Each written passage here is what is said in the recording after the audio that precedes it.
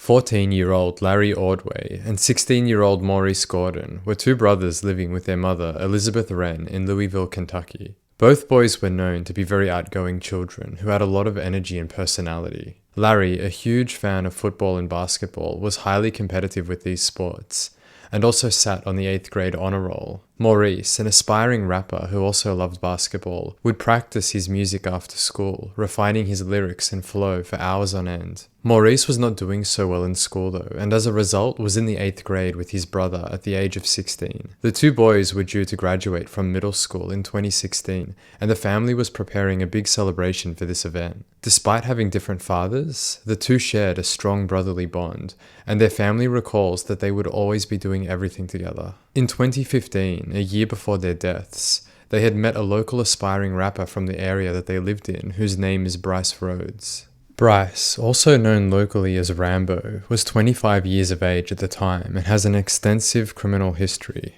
ranging from domestic violence, sex offender status for kidnapping and abusing an underage person, and multiple instances of assaults, one of which he strangled, then punched his mother in the temple as she was unloading groceries from her vehicle. He had a handful of music videos online and would convey to the boys an image of success and wealth. The two young boys became close with Brice and soon introduced him to another one of their friends. His name was Jackery Taylor. 17-year-old Jackery had lived with the two boys and their mother for a period of time and was considered a family friend. As the three boys would hang out with Brice more and more, they had met a fourth teenager through him who would join the group. His name was Anwan Carter. The four teenagers would spend a significant amount of time with Brice over the next year as the older man would drive them around, purchase them clothes and food, and at times would give them money to spend as they liked. Jackery had said in an interview, he'd take us out to eat. He would say things like, "You're gonna do this, you're gonna do that, you're gonna get money."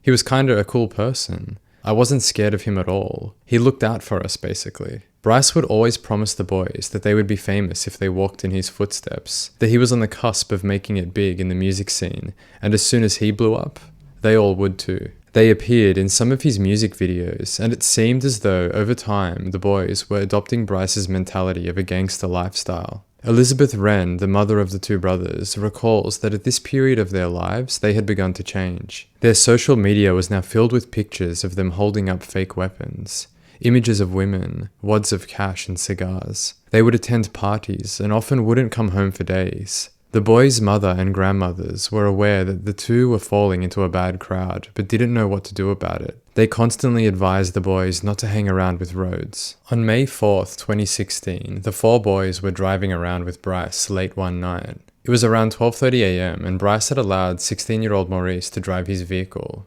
In the passenger seat was Jackery. Brice and Larry were in the back seat, and Anwan was driving in a truck behind them. As they were cruising around, Brice spotted 41-year-old Christopher Jones walking on the sidewalk. Rhodes mistook Christopher Jones for a man that a local gang had put a hit on and decided that he would try to claim the price on his head. Brice shoots Christopher in the chest from the window of his vehicle and the dying man falls to the ground. As the panicked boys are driving away from the scene, Anwan says that he accidentally ran over Jones's body who had fallen in front of him. Christopher Jones was rushed to emergency surgery for the gunshot wound and the injuries sustained from the vehicle impact. And this completely innocent man dies during surgery. There are zero leads to who may have shot him. After the shooting, Brice drives the boys home and instructs them all not to tell anyone about it. Over the next 2 weeks, Larry and Maurice become more and more affected by what they witnessed and limit the contact they have with Brice. Brice as well is feeling anxiety of his own, and he becomes more and more paranoid that the brothers may tell authorities, family members or friends about what he had done. Brice gathers Anwan and Jackery and tells them that they are all going to get caught because of the brothers. He convinces them to help him with a plan to kill the two boys. On the night of May 21st, Jackery lures the boys out of the house by saying Brice is going to take them all to a party. It is noted that they were hesitant at first, but eventually agreed to come along.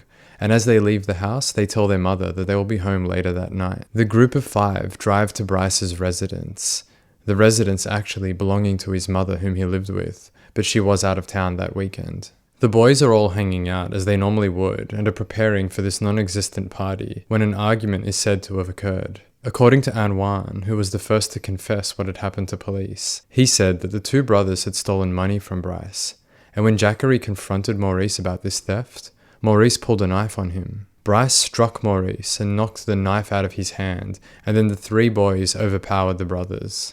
Both boys were tied up using belts, and Larry was taken to the bathroom where they left him. Brice then brought Maurice to his knees, and as Maurice was crying, Brice demanded that he beg for forgiveness. Jackery and Anwan watched on as Maurice did as he was told and begged for forgiveness.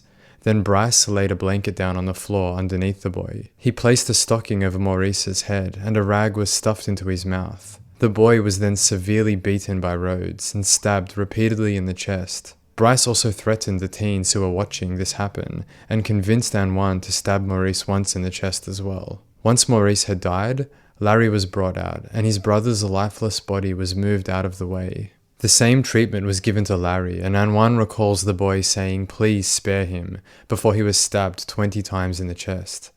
Rhodes again threatening Jackery and forcing him to stab the boy once as well. With the two boys now deceased, their bodies are loaded into Brice's car, and Brice calls another friend to help him with the disposal of the bodies.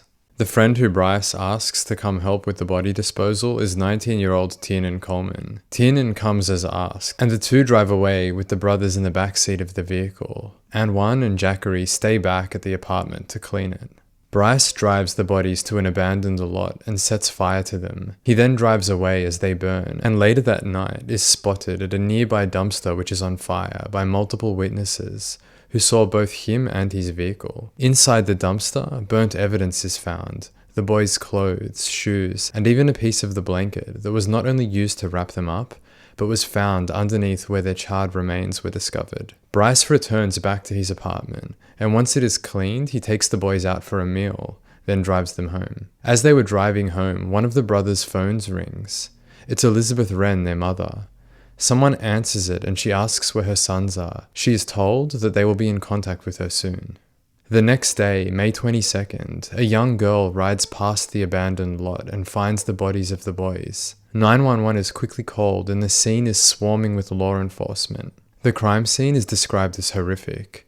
An officer was even seen shaking his head and highly emotional as he placed a white cloth over the two deceased boys. No one who matches the description of the victims has been reported missing, and despite their injuries and burns, sketches are made and released to the public to see if anyone knows who they are. Sunday passes and the boys' mother still hasn't reported them in as missing, as she does not find it unusual for them to have been gone for days when hanging out with Brice. Monday comes around and a faculty member of the school they attend recognizes the sketches. They call police immediately and notify them that the boys have not made it to school and that the two brothers resemble these sketches. Elizabeth Wren is begged by police to not view her sons' bodies because the damage is too horrendous. Autopsies are performed on the bodies and the coroner's office identifies them as the two brothers. The cause of death being multiple blunt force injuries to the head alongside stab wounds to the chest. Elizabeth informs police that the night of their disappearance they were with Brice Rhodes, Anwan Carter and Jackery Taylor. Police immediately begin searching for these three. All three are quickly located and brought in for questioning. Brice is in fact arrested on an outstanding domestic violence warrant in an attempt to keep him off the streets. The three are interviewed by police, and after hours of interrogation, Anwan is the first to break. When Jackery Taylor, the family friend, is being shown images of the boys' disfigured faces after they were found, he looks down and says, they didn't deserve it.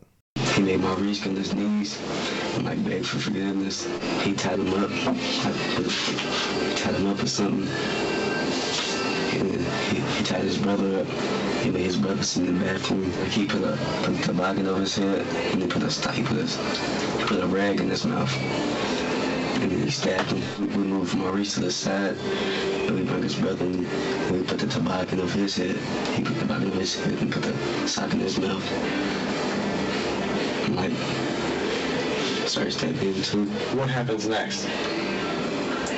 He puts him in crates. Crates, like things that you put clothes in. Left me and Corey at the house to clean it up. Anwan gives the detectives a detailed recollection of his role in the murder and the lead up to it, alerting police that the reason the boys were murdered was because they had witnessed Rhodes kill Chris Jones a few weeks prior. At this point, Police had no idea of Rhodes' involvement with that murder. The teenagers had said that Rhodes threatened them into participating in the murders, and that they were too scared to go against him, as he told them that he has killed up to 5 people before. The defense attorneys for the boys say that Rhodes is a serial predator, one who preys upon the hopes and dreams of young impressionable boys who are generally lacking father figures in their lives, and he offers them fame and success to control them. The 3 teenagers, Jackery, Tiernan, and Anwan, all plead guilty to 3 counts of facilitation to murder and tampering of evidence. The 2 boys under 18 receive 10 years to be served in juvenile detention centers, and the rest to be served in adult prison when they turn 18. As a part of these deals,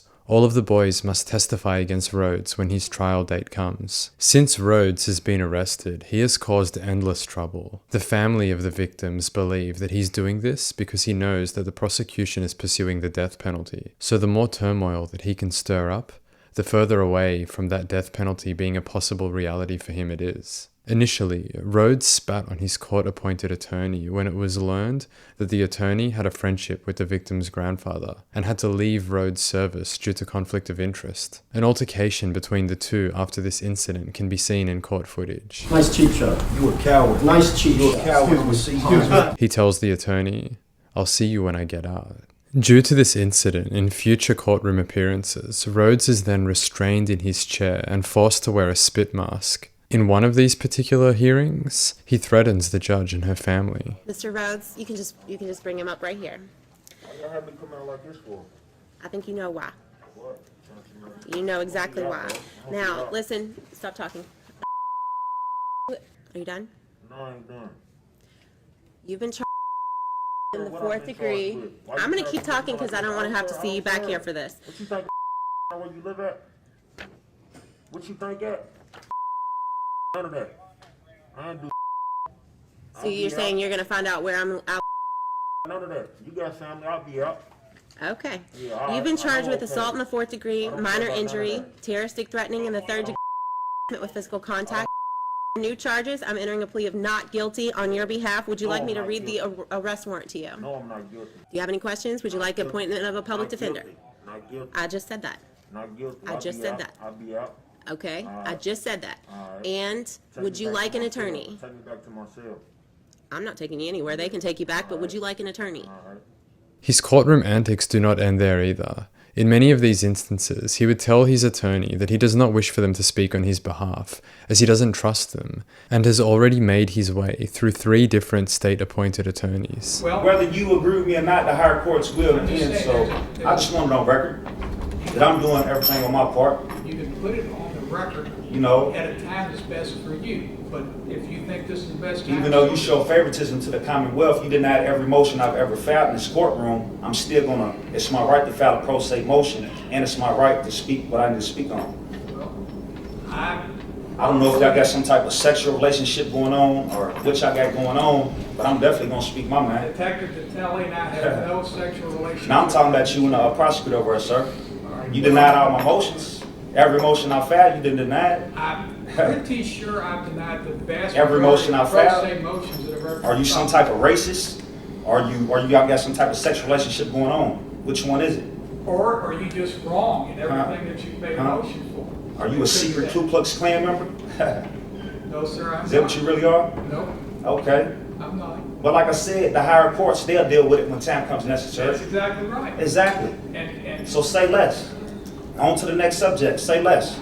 Your job is to do your job, not to worry about me. That's what I'm saying. Well- I worry about me. You worry about your self. I'll just ask you, why do you keep refusing to get this man off my case when we keep having problems? Do you have something personal against me to where you don't want to remove him? No, sir. I have something personal against not providing you effective assistance of counsel. They had struggled to find someone who could represent you, and that basically Mr. Griffiths is what they've got. I'll write the Bar Association and the ACLU, you know. I'll write them, you know. I'll see what's going on, you know. Fair enough. Let's get us a date to come back. You know. You're going to find out, though. You're going to find out real quick. Promise that. Rhodes has assaulted officers and nurses. He has spat on other inmates and thrown urine over a corrections officer. In 2017, he attempted to dig out of prison, but the hole in his cell was discovered by officers. He also has sent threatening notes to Jackery, where it was written, "Rats get exposed. Show me that you're not a rat." In one video, he is seen blowing kisses at the mother of the victims. If we have a concern, what's the alternative? Because then if we might get into a situation on the law where I'm supposed to weigh the pros and the cons. Ma'am, Look at me. ma'am, He keeps turning around. ma'am, I told you once before, let me please help you understand. You can't just talk out like that, okay? If you can't handle him looking at you respectfully, all I can tell you to do is don't be in my courtroom, because he's going to keep doing it, particularly now that he knows that it irritates you. So you either are able to control yourself or you're not. And I would understand why you could not. I get that completely. But I can't have you talking up in court, okay? I need you to hear this. The next time it happens, there will be a consequence. Do you understand that? Yes, All right, Mr. Rhodes, you're smiling. I don't know why you're smiling. Because I can. Well, Because I can. It's not a crime to smell. it's not a crime to Continue smile, what you were saying. but it doesn't help you, all right, to irritate people. All right. And you have a lot at stake in this case. It's not a crime to smell, is it? I didn't say you were committing a Okay crime. then. I'm saying you're Continue not what you were helping saying. yourself. Continue what you were saying. I'm I'm allowed done. to smell. I would suggest you do what helps Okay. you, not what hurts you. Okay. That's Do what I all. want to do. Well, Let's do get what that you want to understood. do. That's fine. Let's get that understood. I'm sorry. Let's get that understood. Well, you've made All that right. abundantly Continue what you clear. were saying about the motions. Okay. All right. As the trial continuously gets postponed time after time again, Elizabeth gets more and more frustrated, not only with the delays, but with the attitude Brice shows in the courtrooms. On one hearing, she's unable to maintain her emotions. Elizabeth is removed from the courtroom and later tells journalists that she does her best to go to church, to forgive, but she lost 2 boys to this monster and that he is sick. He's a demon.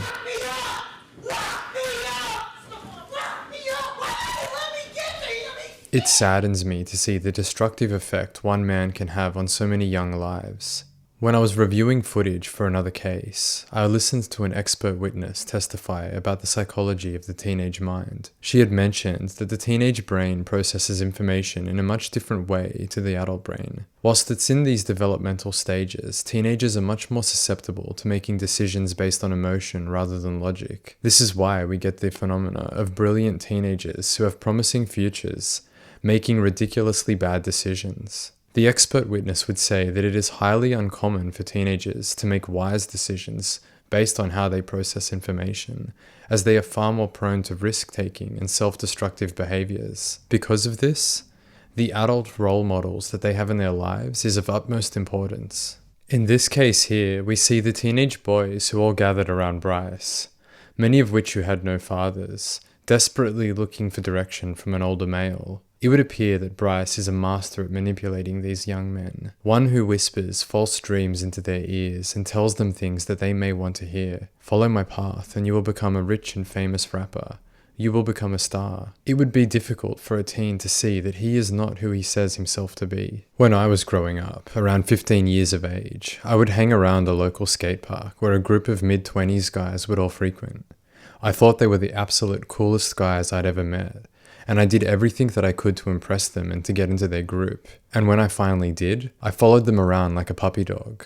They took me to parties and different skate parks all around Sydney, as I couldn't drive at the time. I watched them partake in illegal activities like illicit substance abuse and theft. But it didn't matter to me back then. To me, they were a light within an otherwise dark tunnel. It wasn't until a few experiences had happened with them, experiences that I don't wish to recall in detail at this very moment, that I had begun to realize that maybe I should shift my life away from this crowd. And that's exactly what I did. As I've grown older and reflected on that portion of my life, I recognized that they were all good people, but troubled nonetheless, each with a rocky path, and not people that I would consider wise for a young impressionable teen to idolize. I feel like a similar thing may have happened to Maurice and Larry. They found someone who managed to make their world make sense. They blindly followed him to wherever he would go, feeling as though each moment with him would one day lead to a life larger than what they could achieve on their own. And when he murdered a man in front of them, they were not prepared. Two scared young boys who had never been that close to such intense chaos before, a moment that would have changed them forever. They were no longer the innocent teenagers dreaming of the world at their fingertips. They were shattered and scared boys, alone in this situation, terrified and shaken by what they had seen. Elizabeth Wren has been the focus of much criticism, as prior to their deaths, she can be seen posing in some photos with her sons as they hold guns and money. People say that she's a bad mother and could have done more to help them. To address these concerns, Elizabeth says that she did these things to try relate to her sons. She felt as though she was losing them and didn't know how else to connect with them. At a balloon release for the boys in a nearby park to where they live, Elizabeth arrived to the crowds on this rainy day and begged for people to stop harassing her on social media. During her plea on this day, she collapsed to the water-soaked ground, and some people rushed to comfort her. Elizabeth is helped up, and as silver heart-shaped balloons and shiny blue ones representing the boys' basketball teams were released into the sky, the boys' grandmother, Mimi, would thank everyone for attending and would say that these boys were good boys. They weren't gangsters or in any gang. They just acted big, but they were teddy bears. They were just acting. An enormous amount of love from the community and the family surrounds these two lost brothers, most notably from their two grandparents. Both have been very vocal about their utter hatred for Brice Rhodes, and for their deep sadness and love for their lost grandsons. The grandmother, who goes by the name Mimi, would say to Maurice, "To my beautiful grandson, words can't even begin to express how broken my heart is. I will never, never get over your passing, Reese. Just know you're safe with our Heavenly Father. That will get me through until I see you again. You're in my heart every day. I will love you forever." And to Larry she says, "To my precious grandson Turtle, my life will never be the same again without your smiling face playing games, eating Papa's hot wings, watching the Kentucky Wildcats and all of the other things we did as a family. I love you more than anything. Until we meet again."